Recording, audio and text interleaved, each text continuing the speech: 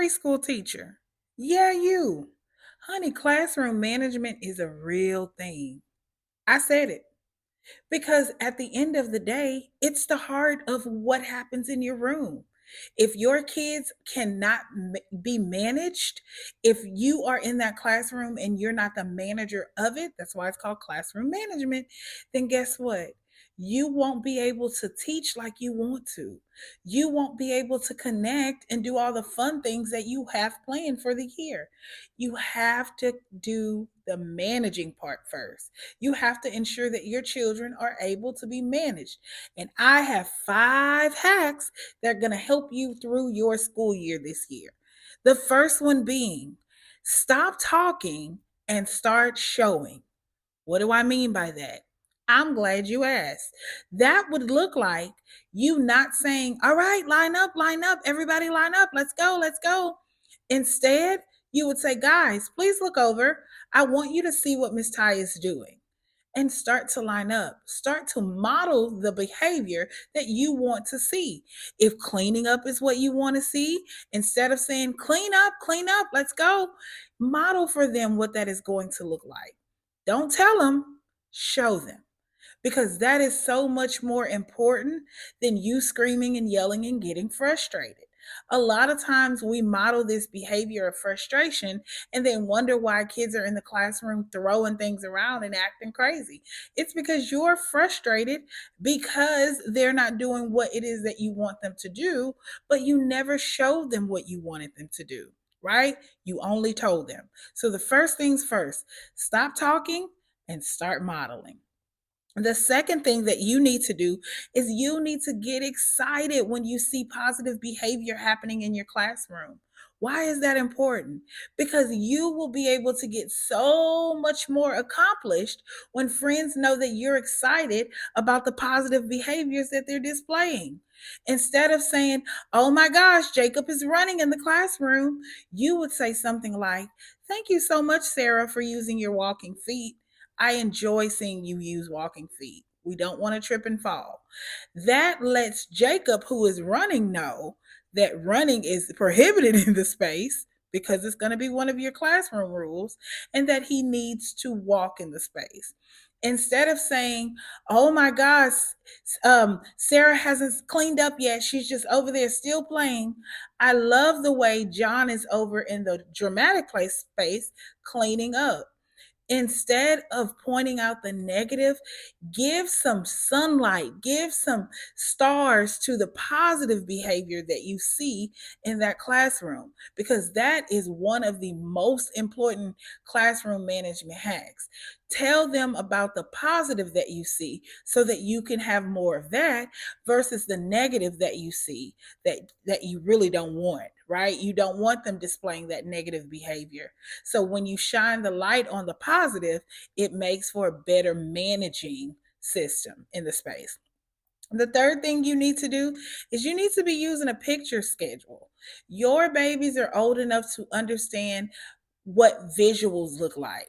So if you are in that classroom and you're not showing them any visual anything, right? They're always having to look to you for what's next. That's going to create a chaotic space because they need to be in control of what's next. They need to know that. So you could easily say, all right, my picture schedule person, because you've given out jobs, right?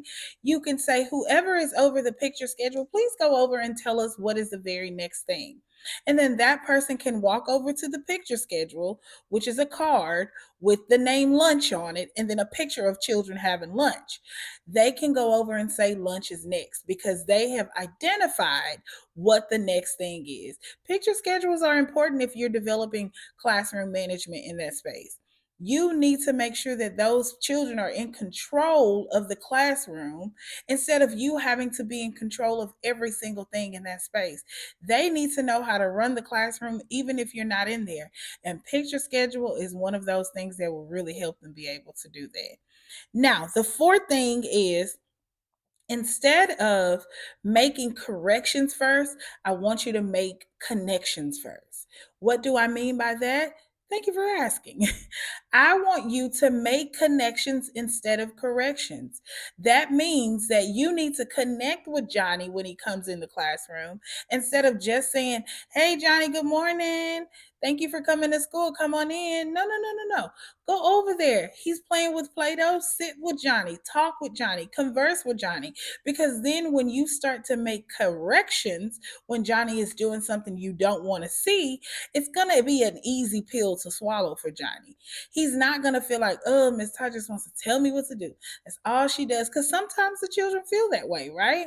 When we're trying to manage this room with all of this stuff happening in the space, children start to feel like, oh, I'm just always getting in trouble. But if you've made a connection with Johnny, you've asked him about his night. How was your night last night, Johnny? What'd you eat? What'd you were you sitting at the table with your family? Like just asking the probing questions so that Johnny will know that you care, making that connection before that correction is the right way to go, because what you don't want is for him to feel like every single time he gets in trouble, you don't care about him. You don't like him. You're just fussing at him. No, I've made a connection with you. You understand that Miss Ty loves you. However, this thing has to get done. I'm going to need you to do it. Okay. So make the connection before the correction. And then hack number 5, one of my favorites is I need you to lead the transition. Lead the transition. They need to know where you want them to go and why you want them to go there. Instead of just saying, all right, clean up. No, guys, look over at the clock. The right hand is on the 2. When it is on the 3, when that long hand is on the 3, excuse me, we're going to start to clean up. It is, we are not fussing about it. We're not fighting about it. Lead the transition. And when you start to clean up, when you're done cleaning, I need you to go to the sink and wash your hands. We are going to lunch. That's me leading the transition. I'm telling them what we're going to do, and then I'm telling them where we're going to go after that. You have to lead the transitions. You cannot have those babies in that space blindly. You just saying clean up, they finish cleaning up, and now they're finding something else to do, like roll around on the carpet or smack each other, behind the neck, because you didn't lead the transition. You didn't tell us, A, why we were cleaning up, and B, where were we going? And some teachers may say, I don't have to tell them why we're cleaning up. Yes, you do. They need to know. They need to know that is their space. They need to know, why are we cleaning up? What are we doing this for? Guys, we are cleaning up because now it is almost time for us to go outside. So we are cleaning up our space for our small group, and we're going to go sit on the rug because we are preparing to go outside. How hard is that? It is important. If you are developing classroom management, this is the beginning of the school year, it is imperative that you make sure that classroom management is on point. And these are 5 hacks that I used in my pre-K class for 6 years. It worked like a charm. I was able to stop talking and start showing them what I wanted them to do. Then I got excited about the positive things that they showed me, right? If there was a good behavior, baby, I shed some light on it. I wanted the entire classroom to know that Sabrina was sitting crisscross applesauce on the rug, or that Jacob, was able to go to the potty and turn off the light. Everything that I wanted to see them do, I shined light on it. The third thing I was able to do is I used my picture schedule. That was important to me because I need you to be guided. I don't want to always lead you there. I'm going to guide you there. Guiding you says that you know exactly what you're doing because I'm pushing you there, right? I don't want to have to always take the lead on something. I would guide my friends. And then the next thing that I would do is I'd make a connection before a correction. I'm not just here to bang the gavel on every horrible behavior and tell them, you don't listen or you're not listening to me right. No, no, no, no, no, no, no. I need to connect with you. I need to know you are excited to be here. I want you to know that I'm excited for you to be here. And building a connection is so important because kids need to feel safe and comfort and care when they're around you. Okay. And then that last thing you need to do is lead the transition. Lead them to where you want them to go. Stop assuming that they know what you want. Stop assuming that they know where you want them to go. That's not fair to them. And that's not going to be something that helps you develop your classroom management. Classroom management is important, honey. That is the meat and potato of you being able to teach for the entire year.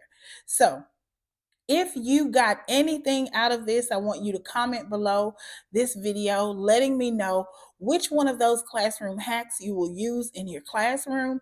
But outside of that, I want you to think about all the things that you can do to ensure that your classroom management is ran in the most proficient way, that things get done and that classroom runs like a well-oiled machine, okay?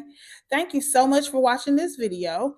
If you are needing more tips and tricks, make sure you subscribe, click on the notification bell so that you don't miss any content I put out. And then I want you to come back to me because every single week I'll be posting 2 videos to help you manage your classroom. Bye, friend.